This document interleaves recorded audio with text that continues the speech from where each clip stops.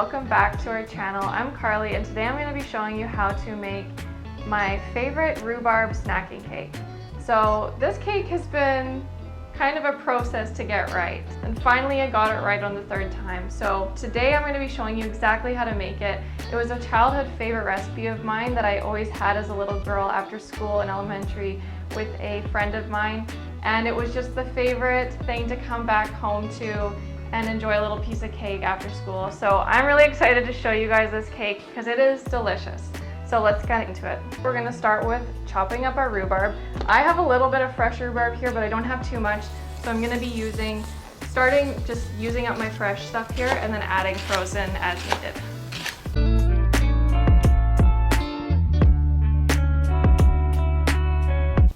So now I'm just gonna dump this into our measuring cup.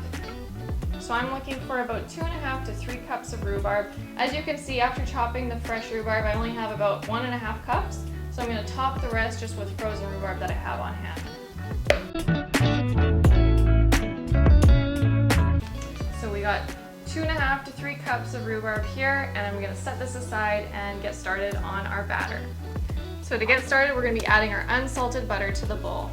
The butter, you want to make sure it's not too cold so that it mixes really nicely with the sugar. We're adding our granulated sugar next. And now we're going to start our KitchenAid mixer, and I like to start it on low and kind of escalate to medium speed. Okay, before I get too far into this recipe, I wanted to backtrack a little bit and suggest that you will want to start preheating your oven right now. So I'm going to turn my oven on to 350 degrees so that once we're all done with this, it's ready to go into the oven right away. Okay, oven is on. So now I'm going to be adding in our egg and vanilla.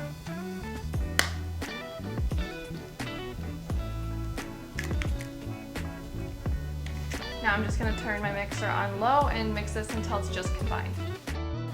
So now moving on to our dry ingredients, I have some flour here in a bowl, and I'm going to be adding in some baking soda, salt, and just a little hint of cinnamon to give it that really warm flavor and brings out the rhubarb.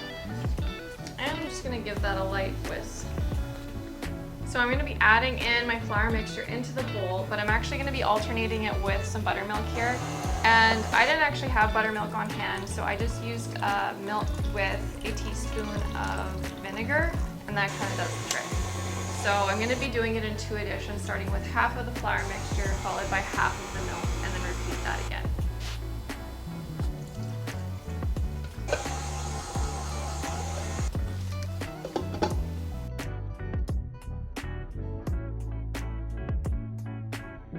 So now that our batter is all ready to go, it's super nice, light, cake-like consistency, I'm now just going to fold in our chopped up rhubarb.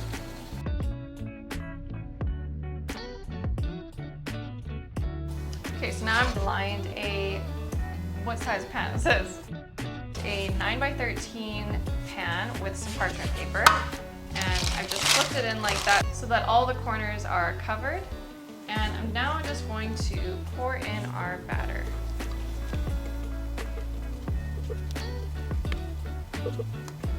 So using my small offset spatula, I'm just going to lightly smooth out the batter, getting it into all of the corners.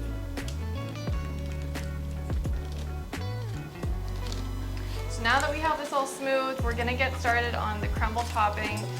Do not skip this step because this is the most important part, and it makes this cake what it is. It's so good, and it kind of makes like a nice crackly top. So the crumble top is really easy. It's just unsalted butter, flour, cinnamon, and brown sugar.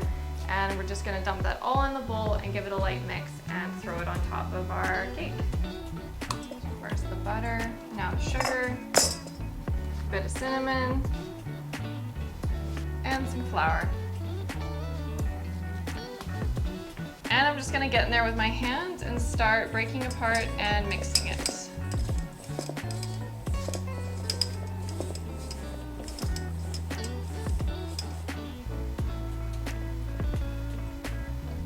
Now I'm just going to loosely scatter this brown sugar mixture on top of the cake.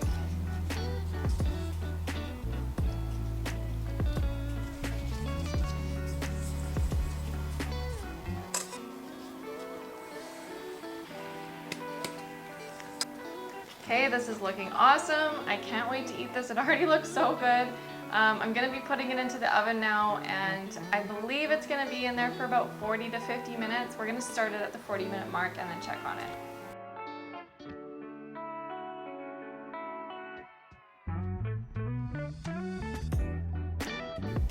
So I just took this out of the oven and we had it in there for about 50 minutes. I checked it at the 45-minute mark and again at 50 minutes just by inserting a toothpick, and it comes out clean. So that's how you know. It did have a little bit of dark brown sugar pooling on the top, but don't be concerned about that. It's just this yummy, delicious melted sugar that will soak into the cake. So let's let this cool now for about 10 minutes and then we can dig in. Okay, so this looks so good. I just cut myself a little piece and I can't wait to try it. It's got a nice crispy top from the sugar, and the cake texture just looks so nice and soft. Oh, and the smell. You have to make this just for the smell. It smells so amazing.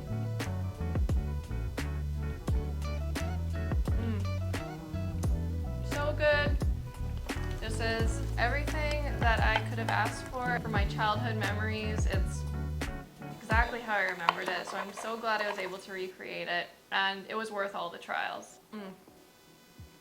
You guys have to make this, seriously.